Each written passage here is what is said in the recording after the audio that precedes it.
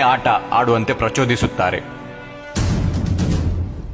ಆಟದಲ್ಲಿ ತಂಗಿ ದಾರಗ ಅಕ್ಕ ಅಬ್ಬಗನನ್ನು ಸೋಲಿಸುತ್ತಾಳೆ. ಸೋತ ಅಕ್ಕನನ್ನು ತಂಗಿ ಹಂಗಿಸುತ್ತಾಳೆ. ಇದರಿಂದ ಸಿಟ್ಟಿಗೆದ್ದ ಅಕ್ಕ ತಂಗಿಯರು ಹೊಡೆದಾಟದ ಹಂತಕ್ಕೆ ಹೋಗುತ್ತಾರೆ.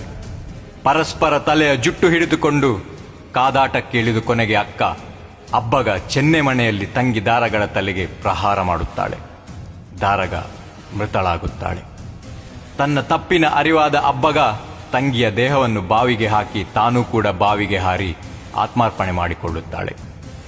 ಈ ಎರಡು ಅವಳಿ ಆತ್ಮಶಕ್ತಿಗಳು ಆದಿಬೆರ್ಮರ ವರಬಲದ ಪ್ರಭಾವದಿಂದ ವಜ್ರದುಂಬಿಗಳಾಗಿ ಸಿರಿ ಸಮೂಹವನ್ನು ಸೇರಿ ಪ್ರಚಂಡ ಶಕ್ತಿಗಳಾಗುತ್ತದೆ.